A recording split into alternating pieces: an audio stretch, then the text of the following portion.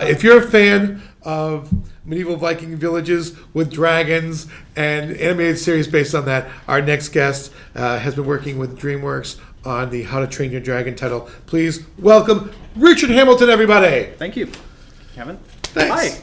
How's it going? It's going well. Convention going well? Yeah. What's not to like, man? It's insane over there. Yeah. No, I like it. It's a little quieter than San Diego and New York, and yeah, I'm digging it. It's floor after floor of just fun and cosplay. Yes. Good people. The best. Yeah. Absolutely the best. So you're working on How to Train Your Yes. Dragon, The Serpent's Tail. The Serpent's Heir. Yes. Sorry, Air. No. My glass. Yeah. So let's talk about this. Takes place between the second movie. Yes. And the third movie, movie, which we're working on right now, and in fact, it starts like a second after the second movie ends. So if you're familiar with the franchise, literally a second. The village of Burke, where they all live, is still destroyed. It's still covered in ice. And Hiccup, this is his first day on the job as chief, and Toothless, it's his first day on the job as the alpha of all dragons. So that's a great place to start for these guys. I think so. I mean, it sucks in charge for them, but it's good everything's for us. messed up. Yeah, that's right. Yeah. Tell me your bad job training. So where do you go from there? How do you start off with that? Well, it's just that. It is like literally the worst first day you could possibly have on a job. And that's great because that's where our heroes get to really test their mettle when it's not going their way. Right. And so just as bad as their village is right at the outset, they get a distress call from a neighboring island they've never been to before. And Hiccup has to make his first big choice as chief. Does he stay and protect his village, which his father would have done? Chief always protects his own. Right. Or does he decide to help out these other people because his dad always felt like you need to help those who were less fortunate or less powerful than you. So he opts to go do that, and there's some repercussions from that choice that he makes that affects him at home and on this away mission. And I don't want to spoil it because the book only came out a couple weeks ago, so for the folks who haven't read it, but they meet two new dragon species. They go to this new island and they meet some new characters, and I think we have a pretty cool take on a villain that we've never seen before in the Dragons franchise. That's very cool. Thanks. Now, when you write a book like this, you're put between the two movies, and the second movie has been described as the Empire Strikes Back of the three. So this is like the Ewoks TV movie of no. At least it's not the Christmas special. So you've lucked out that way. No, it is. It's a great place to be, like you were saying. It's really where we leave them at the end of our Empire Strikes Back. Yeah. It's the end of Act 2. Things are a little challenging for our guys. It's a great setting for character, right? Yeah. So the fun is in taking them from that great place that Dean left us at the end of the second movie, and then getting them to the place where they need to be for the start of the third movie.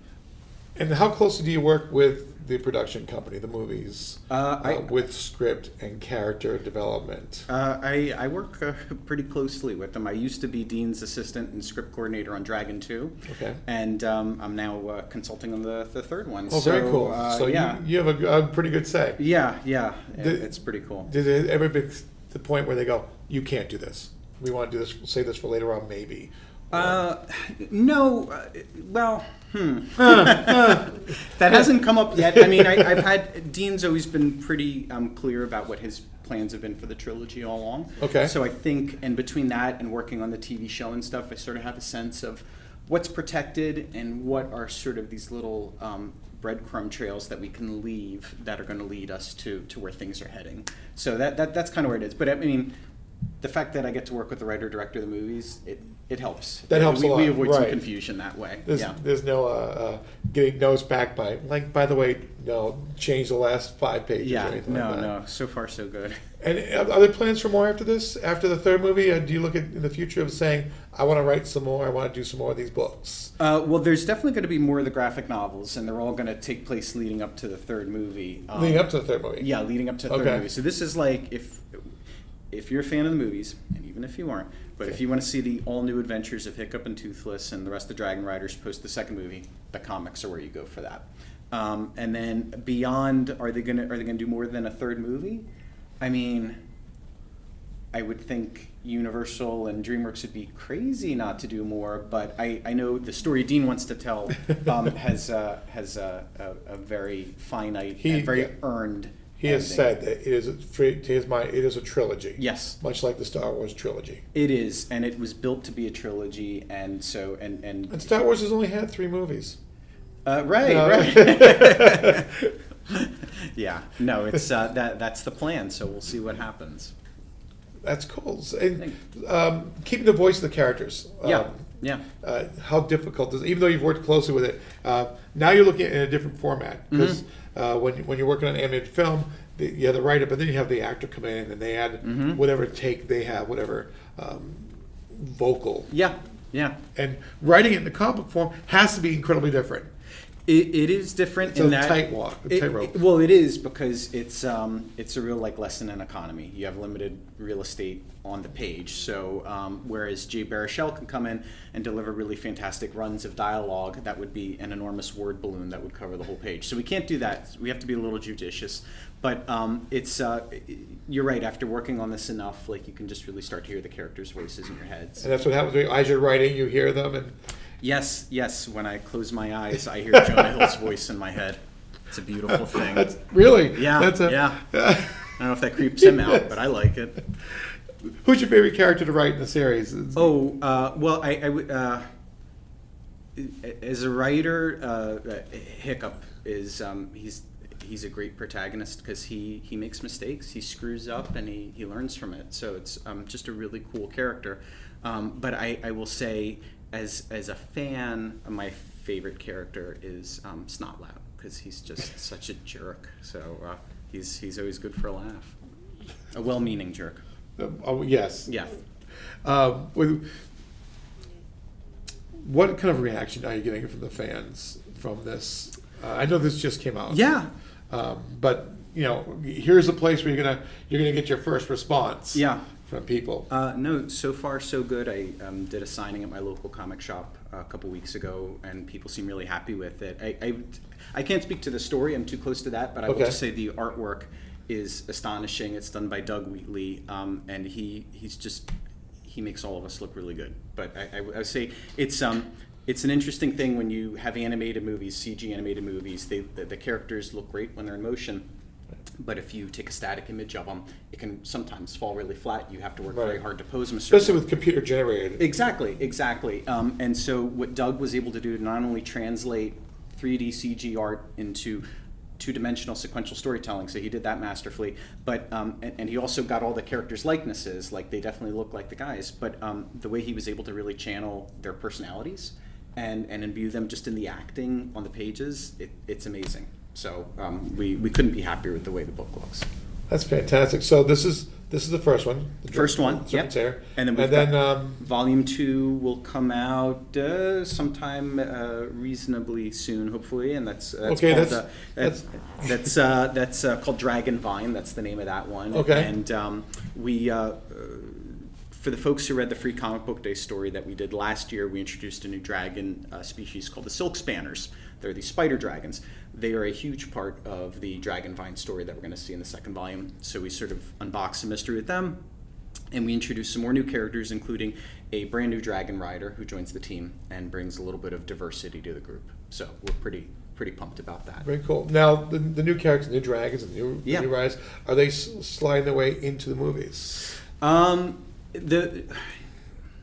I can't say about the movies, but I will say they are definitely official parts of the canon and the franchise, and they will be appearing in our online game School of Dragons, and some of the characters from School of Dragons will be featured in the comics, and also in Rise of Berk, which is the mobile game we have with Ludia.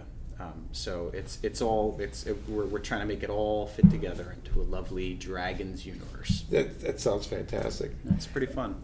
What would you like fans to know, for people who haven't seen this book, or they're looking to pick up something, whether it's a parent or just a fan? Like, my wife's a huge Dragon fan, so she has excellent taste. She does, except for marrying me. She's awesome. Well, one mistake, you can't hold her to that. Yeah, I blackmailed her. Right.